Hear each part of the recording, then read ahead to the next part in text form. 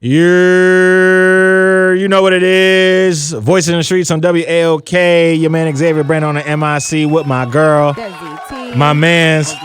And you know when you hear that music, it's time for our Street Spotlight. Our Street Spotlight is a time for us to highlight somebody in the community doing big things around the world or right here in the backyard. Some people you might know. You might not know. You might not know. And if you don't know, get to know them here. There you go. All right, so I have my Morehouse brother in the building today.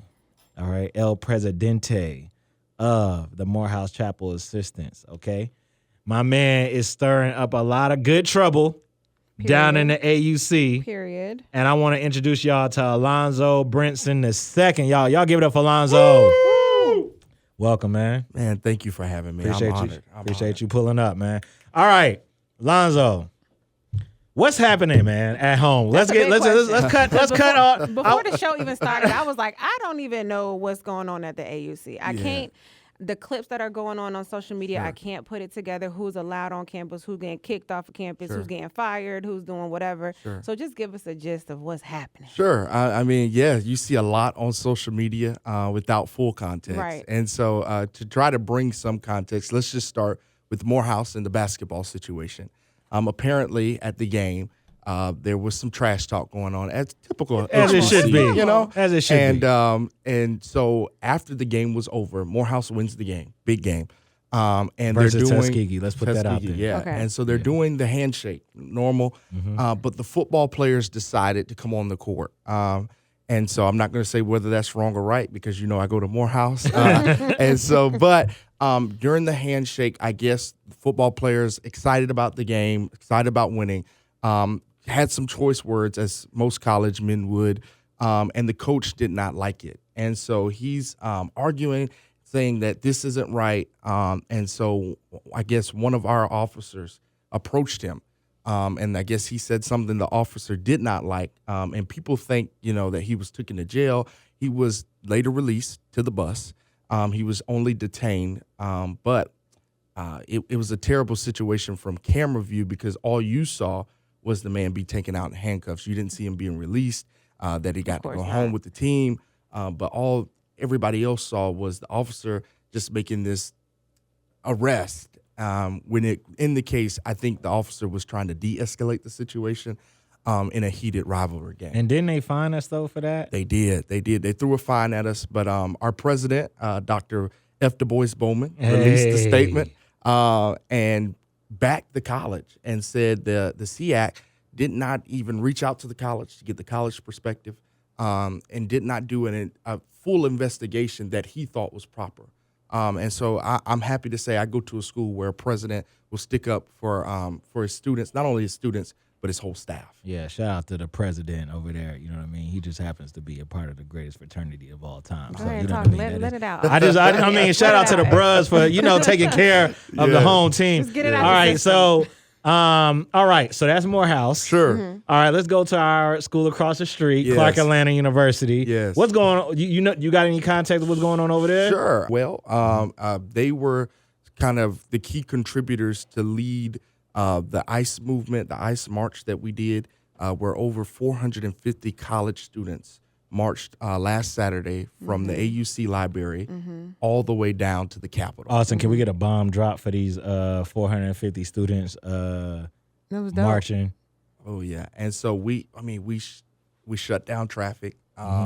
It was amazing, and it was cold, as you know, it was snowing, and I'm from Florida, so I was struggling. Yeah. I was struggling, and I was telling the guy that I was with, I said, man, we're going to get down to the Capitol. We're going to Uber back. And that did not happen. We ended up walking on back. Yeah. But it was powerful to see that even in those conditions that we all could come together and stand up for what we believe in, which is we stand up for the marginalized. We are the voice for the voiceless. And in order to do that, we have to speak out against injustice. And so that's what Clark, I think, has going on. So question around that, because and so during Black History Month, I mean, but in every month, you should be able to watch certain movies and see certain things. So I've watched Selma. I'm reading Malcolm X. I'm kind of just because I just feel like it's really important right now. Like I need to kind of refresh myself. As somebody in 2026 and as a student who got to march and basically do what our previous civil rights leaders did. How do you guys feel, or how does the student body feel? Like, what is the overall feeling when you know that you're kind of walking in the same footsteps as the ones who came before you? Oh man, it feels, for me, it felt a sense of pride to know that I'm Black and I'm proud, and that not only do I care about my people, but I care about my brown brothers and sisters who are being illegally detained. Busted into schools of learning, and so I felt a sense of amazement. That was my first march without parents supervision, and so I was calling my mom and I'm like, anything I need to know, and she's like, just watch your back, and she was FaceTiming me. I think she's FaceTiming me like 5 times during the march just to make sure we were okay, because there is a sense of craziness going on in the world. But it just felt like so empowering because it felt like at that moment we were seen, not only just by Atlanta, but basically the whole world. It was so many news media outlet coverages going over it, but it felt surreal almost at a point. Voices in the Streets on WAOK. If you're just tuning in, we are talking to Alonso Brinson II, president of the Morehouse College Chapel Assistants, doing a lot of great things in the community. Austin, what you got? I was going to ask, how do you feel when you hear people sometimes speak and say things like, "This isn't my problem," or "We Black, that's not going to be our problem." You know what I'm saying? Or that was a white girl that got killed. It ain't going to happen in Atlanta. It won't happen in Texas. It won't happen in Memphis. Right. Like, what do you think when you hear those times? I feel terrible for those people because often people say, well, I don't want anything to do with politics. Well, politics wants everything to do with you. Impossible to live like that. And so I feel terrible because my professor said this in class. They're killing white people in the streets. What do you think is going to happen to Black people? Right. And so we've seen it before that they don't mind putting this on full display. Exactly. We have agents walking down the streets in masks and basically executing people in broad daylight, knowing that the president of the United States is going to back them and give them full immunity.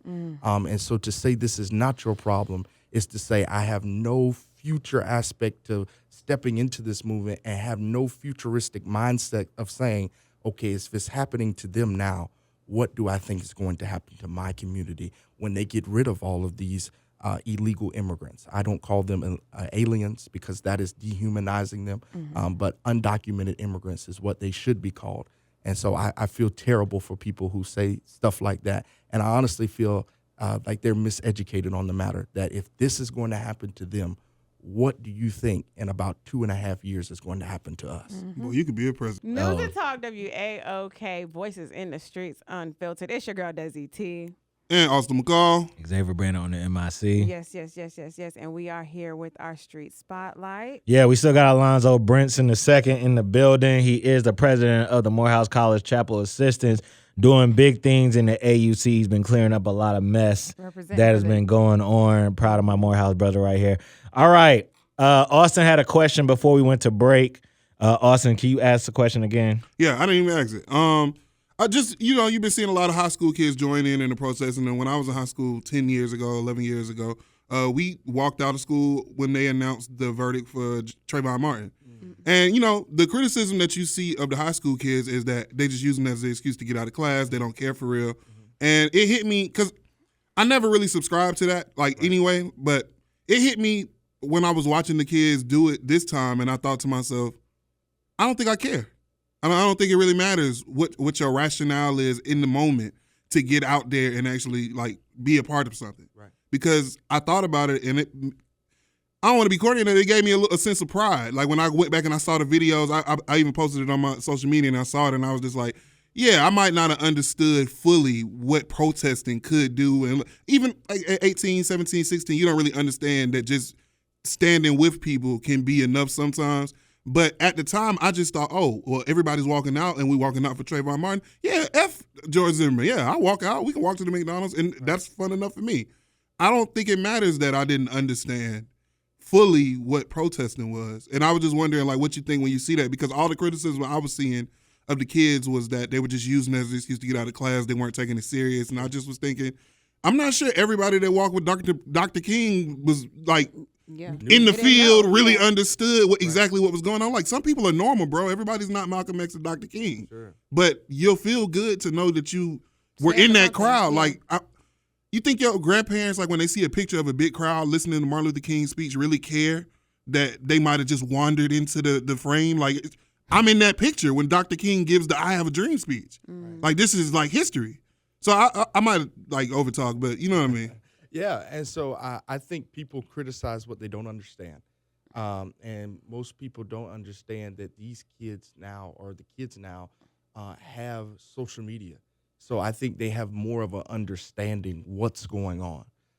And for them to walk out and to be criticized for it is nothing new, but it shows you that they're more inclined to speak up about something. Like you said, everybody's not going to be a Malcolm.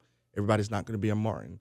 But what can you bring to the table? Anything. If your role can contribute to the big goal and big plan, and you just do your part, sooner or later the pieces are going to fall together.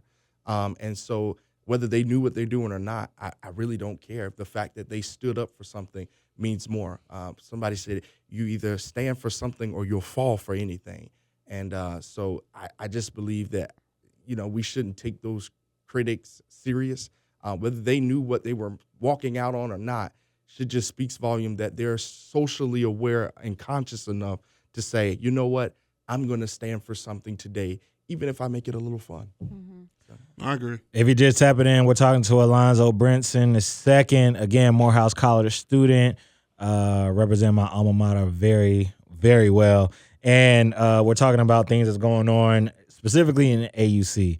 All right, Lonzo, I heard you got some beef you need to get off your chest. All right, so I'm going to give you the floor. Talk your talk. Say what you got to say. Sure. You know what I mean? What's going on now that we got a problem we got to hold some people accountable to? What's up? Sure. So Sunday, last Sunday, we inducted the oil portrait of Joseph Smith Jr., the founder of the Jesus Christ of Latter-day Saints, into the International Hall of Honor. And for me, in the moment, I hadn't done my full research on who this person was. And let me go ahead and preface by saying this is not an attack on the institution, nor is it an attack on anybody who made the decision, but I am attacking the oil portrait itself. And so when I did my research, I scratched my head because I chose Morehouse for a plethora of reasons, but mainly because Morehouse, as you know, is supposed to represent men who speak up against injustice, Black men. Mm-hmm. And so I looked up who this person was, and I said, I don't feel this is who we should be honoring. There's a lot of other African Americans who have done more, things to be spotlighted than this. And so I met with Dean Carter, who made the decision, and I was basically told, to read the tribute. Well, I was there for the tribute. We honored two people that day, Dr. Harold Bennett, who is the Dean of Philosophy and Religion at Morehouse, and we honored Joseph Smith Jr. Dr. Harold Bennett was honored for 4 minutes. Joseph Smith Jr. was honored for 15, which made me even more uncomfortable, to say the least. And so then we had a meeting on Tuesday, an e-board meeting like we normally do, and we passed a resolution to put out a statement saying that we ourselves, as the e-board, did not agree with the induction of the oil portrait. The statement went online Wednesday. Since then, there has been a mass eruption of we need to take it down. We got told by the dean that we need to take it down. We got told by the director of communications that we needed to take it down. And if you know Morehouse, we were built on resilience. Mm-hmm. And so we said no. And we did not take it down. We went and met with the powers that be to change some stuff, but and ultimately we did not take it down. And so there's a battle between right now What are we going to stand for, and at what cost? And like I said, I'm not criticizing the person who made the decision, but I am criticizing the oil portrait. And I've gotten calls from many Black Latter-day Saints who don't understand why Joseph Smith would be honored at Morehouse College. They're kind of scratching their head too.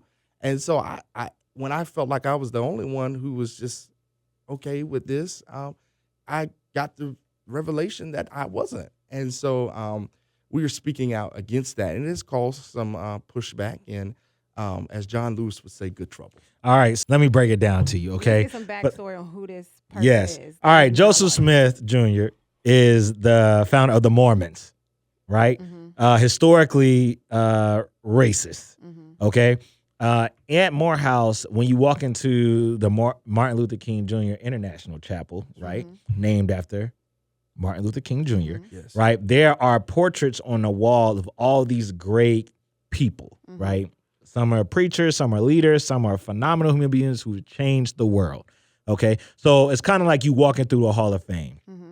And the people on the wall are supposed to be people that you can that you respect, that you can honor, that you admire, that have helped Black people in ways that other people haven't, right? So imagine you walking down, and it's like, so when you come in, there's like 2 different hallways full of pictures and oil paintings or whatever. That's the whole thing, right? If you get this oil painting, you've kind of like made it. Like that's like your Grammy or your Hollywood star. Your Hollywood star. You done made it to the Walk of Fame at Morehouse. So imagine you walking down there and now you see this racist up there. You know what I'm saying? Problems. Who did not care for Black people, who didn't want anything to do with Black people, hanging up in a not only just a historically Black college or university, the number one HBCU for developing Black African leaders in the world, named in a chapel named after the one who is famously put on a pedestal to be the one who caused a lot of the change of civil rights in America, right? It seems to be not only a misguided, misinformed, you didn't read the room, you don't have the right intentions, your integrity is in question, which is also problematic because Dean Carter is the man who has been in the seat of position longer than I've been around there, okay? And he has like instilled in students about character, integrity, morality, all these things throughout the years. So it's kind of like, what's really going on here? And he's leaving too. That's the other thing. Like he's leaving, so there's like this tug of war of, do I let the old man just go, do what he got to do and don't say nothing, shut my mouth and let him go? Or do I say, hold on, Dean, this ain't right. This ain't right, and you taught me to be this way. Right. You know what I'm saying? So we support y'all. Thank you. As always, with everything that you got going on. Tell the people if y'all got any more protests coming on, if y'all anything that we need to be involved in, let us know. Tell us how we can follow you, social media, all that good stuff. Sure. And I appreciate you guys for highlighting this. And we just did Thursday, should Black people be involved in ICE? We had a very interesting conversation. And I know earlier in the interview you asked, should we care? And so we addressed that on Thursday. And then forthcoming, we'll have some events coming out on how to be proactive in this movement. And then Thursday of this week, as you know, is our Founders Week. Our president, Dr. F. Du Bois Bowman, will be inaugurated.